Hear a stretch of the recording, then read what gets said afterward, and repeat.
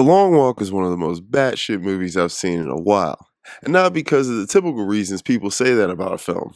I know I'm a little late, but I had to talk about this. The Long Walk, 2025, is directed by Francis Lawrence, a story by Stephen King. What the hell are we gonna do when we don't have him anymore? But anyway, this movie stars Cooper Hoffman and David Johnson. It's a Hunger Games type of movie where 50 young men, one from each state, has to walk until there is one man standing. Last man gets whatever they want. Stop walking and you die. Before I say anything, sorry, I didn't read the book, so everything I'm going to say is in the context of the film. Don't shoot me. So, this movie is set in a dystopian kind of world. It's a post war, not sure what war, or if it's even based on a real one. The economy is bad, and you can tell. And in this, we see the government has total power, even killing people for consuming banned materials such as books, movies, and music.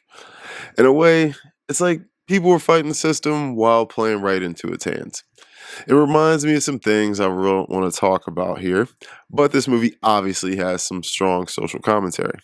Things are discussed as we see this group of young men walk and talk about things going on and what they want for the future. Most of what we find out is through spoken dialogue between these boys. Now, the boys are what makes up the heart and soul of this movie. These men bond and connect on such a core level in such a short time. And as you know, the inevitable for 49 of these men, you still can't help but put yourself in the shoes of each of these people at a certain time, and you give a shit. You must keep a 3 mile per hour pace on the walk and stay on the road. And you get a warning system for walking too slow or stopping. These boys fight this, and we see these men drop in a variety of ways. And instead of these men looking at it as a competition, they look at it as friends trying to survive together. They help each other, love, and care for each other. And that's what makes this so fucked up. I went on the journey with these boys, and I'd be lying to your face if I said I didn't let some water out. That's why I said this movie is batshit. Because I haven't been this emotionally invested in characters in a while. And that's all because of the acting. David Johnson is given an Oscar caliber performance, and Cooper Hoffman is definitely his dad's son. All these boys brought it, and I'm so excited to see how their careers go. Johnson and Hoffman had some of the best chemistry of the year.